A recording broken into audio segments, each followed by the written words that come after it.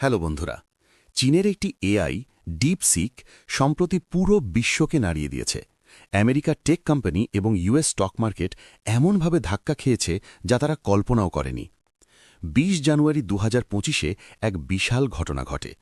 একটি চীনা গবেষণা ল্যাব তাদের এআই চ্যাটবট ডিপসিক R1 প্রকাশ করে। শুধু তাই নয়, তারা সঙ্গে সঙ্গে একটি রিসার্চ পেপারও প্রকাশ করে যেখানে দাবি করা হয় এই চ্যাটবট গণিত, যুক্তি, রিজনিংয়ের মতো বেঞ্চমার্কে বিশ্বের সবচেয়ে উন্নত এআই মডেলগুলোকেও হারিয়ে দিয়েছে। এর মধ্যে রয়েছে ওপেন এআই এর চ্যাট GPT-o1, মেটার লামা, গুগলের জেমিনাই অ্যাডভান্সড। অর্থাৎ পারফরমেন্সের দিক থেকে ডিপসিক সবার ওপরে। কিন্তু এখানেই শেষ নয়। সবচেয়ে অবাক করা বিষয় হল ডিপসিক ব্যবহার করা পুরোপুরি ফ্রি। অন্যদিকে ওপেন এআই তাদের চ্যাট GPT-o1 প্রো মডেল ব্যবহার করতে মাসে $200 চার্জ করছে। আরও চমকপ্রদ তথ্য হল ডিপসিক ট্রেনিং দিতে খরচ হয়েছে মাত্র $5.6 মিলিয়ন। অন্যদিকে ওপেন এআই, মেটা, গুগল এই আমেরিকান কোম্পানিগুলো বিলিয়ন বিলিয়ন ডলার খরচ করছে এআই তৈরি করতে। স্যাম অল্টম্যানের সেই অহংকারী মন্তব্য। কিছুদিন আগেই ওপেন এআই এর প্রতিষ্ঠাতা স্যাম অল্টম্যানকে জিজ্ঞেস করা হয়েছিল, ভারতের মতো দেশে কি $10 মিলিয়ন মধ্যে কোনো শক্তিশালী ফাউন্ডেশনাল এআই মডেল তৈরি করা সম্ভব? অল্টম্যান উত্তর দিয়েছিলেন অত্যন্ত অহংকারের সঙ্গে, এটা সম্পূর্ণ হতাশাজনক, হোপলেস। আমাদের সঙ্গে প্রতিযোগিতা করা অসম্ভব। চেষ্টা করতে পারো, কিন্তু সফল হবার কোনো আশা নেই। আজ হয়তো সেই স্যাম অল্টম্যানই হতাশ, কারণ ডিপসিক লঞ্চ হবার মাত্র এক সপ্তাহের মধ্যেই এটি ইউএসএ অ্যাপ স্টোর ও গুগল প্লে স্টোরে নাম্বার 1 অ্যাপ হয়ে যায়। চ্যাট জিপিটিকে পেছনে ফেলে দেয়। পরের দিনই ভারতসহ বহু দেশে নাম্বার 1 অ্যাপ হয়ে ওঠে।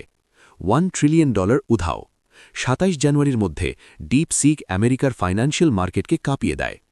ডিপসিকের লঞ্চ একাই ইউএস টেক ইন্ডেক্স থেকে $1 ট্রিলিয়ন মুছে দিয়েছে।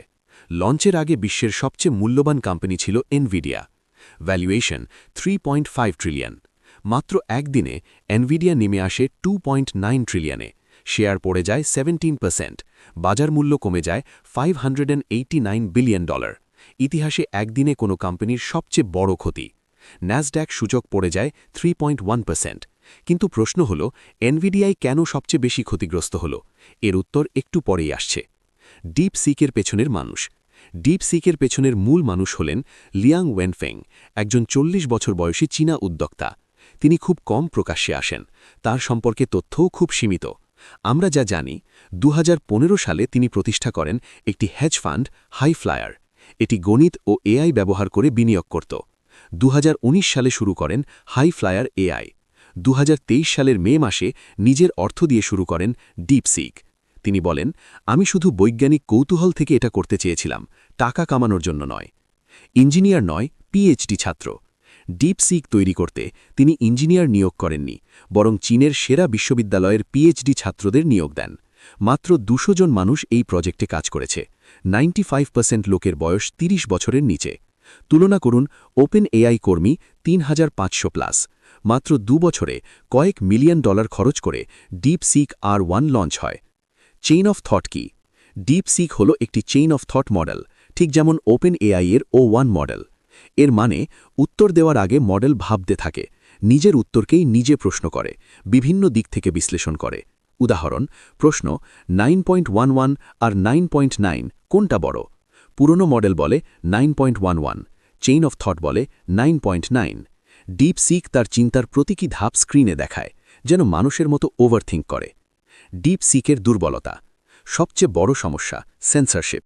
চীনের রাজনীতি নিয়ে প্রশ্ন করলে তিয়ানানমেন স্কোয়ার, তাইওয়ান, মানবাধিকার সব প্রশ্নেই উত্তর, সরি, আমি এই প্রশ্নের উত্তর দিতে পারছি না।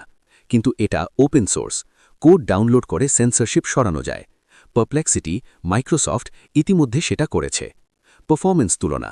আর্টিফিশিয়াল অ্যানালিসিস অনুযায়ী কোডিং ডিপসিক নাম্বার 1, ম্যাথ ও reasoning DeepSeek number 1, scientific knowledge chat GPT number 1, quality score chat GPT-o1 90, DeepSeek R1 89, latency O1 31 second, DeepSeek 71 second. Nvidia কেন ধাক্কা খেল? আমেরিকা চীনকে উন্নত এআই চিপ এনভিডিয়া H101 দেয়নি। DeepSeek বাধ্য হয় পুরনো চিপ ব্যবহার করতে। ফলাফল, কম চিপ, কম টাকা, বেশি দক্ষতা। এতেই এনভিডিয়ার ভবিষ্যৎ চাহিদা নিয়ে প্রশ্ন উঠে যায়। শেষ কথা, বন্ধুরা, যদি এটা চীনে সম্ভব হয়, ভারতেও সম্ভব। এখনই সময় এআই শেখার, নিজেকে আপস্কিল করার, ভবিষ্যতের জন্য প্রস্তুত হওয়ার। যারা এখন এআই উপেক্ষা করবে, তারা ভবিষ্যতে পিছিয়ে পড়বে।